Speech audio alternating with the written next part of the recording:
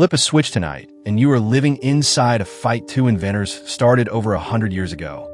Thomas Edison wanted electricity to behave like a careful local delivery. Direct current, short distances, his patents on every block.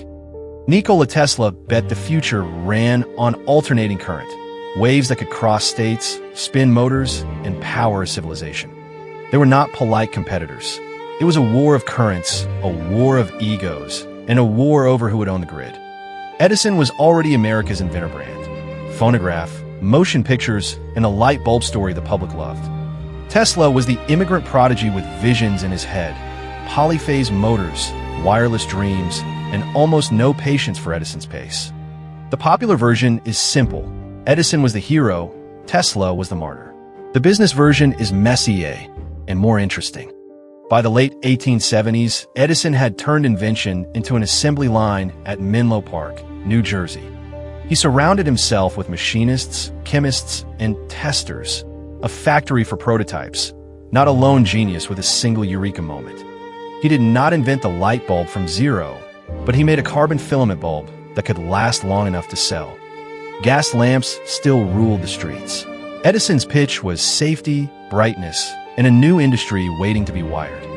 Wall Street smelled margin in electrons. Edison Electric and its spin-offs raced to patent every meter, bulb, and dynamo before rivals could blink.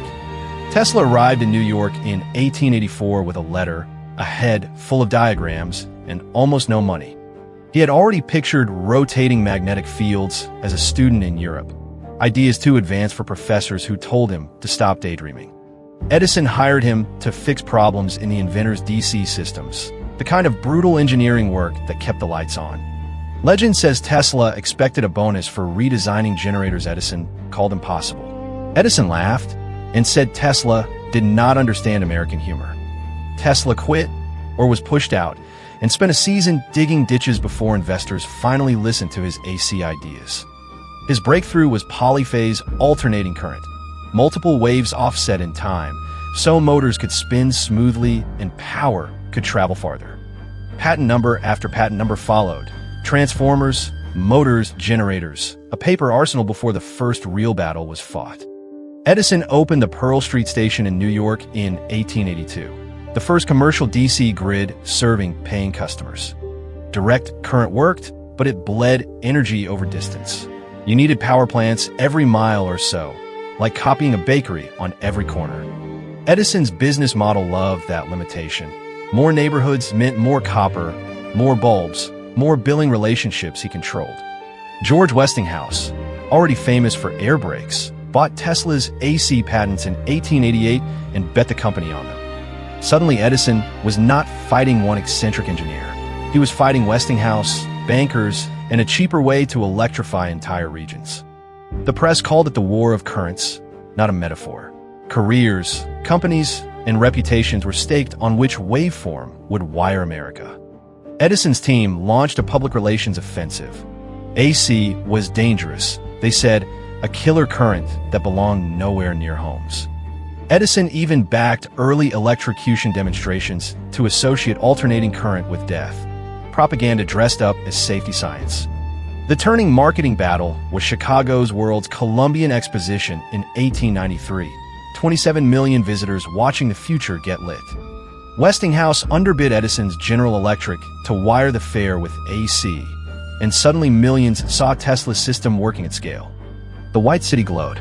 For many visitors, it was the first time they understood electricity as spectacle, and Westinghouse got the credit on every postcard. Patent lawsuits flew in both directions. Inventors became ammunition.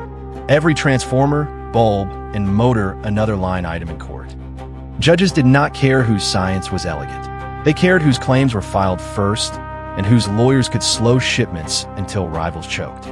Edison's business empire was merging into General Electric while he personally distanced himself from the nastiest parts of the current war. Tesla staged dramatic public lectures, spinning eggs, glowing tubes, lightning-like arcs, turning engineering into theater that terrified and thrilled crowds.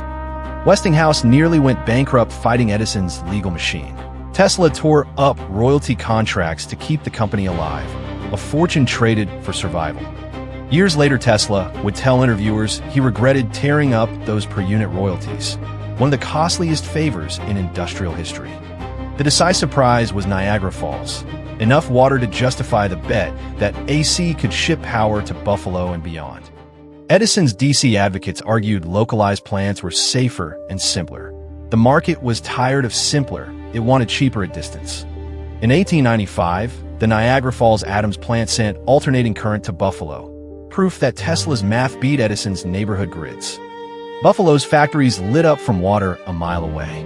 The war of currents had a winner, and it was not the system Edison had staked his name on. AC did not win because it was prettier. It won because utilities could build one big plant and serve entire cities. Economies of scale on wires. Edison pivoted to other empires. Motion pictures, cement, storage batteries, while the grid standard he fought became the exception.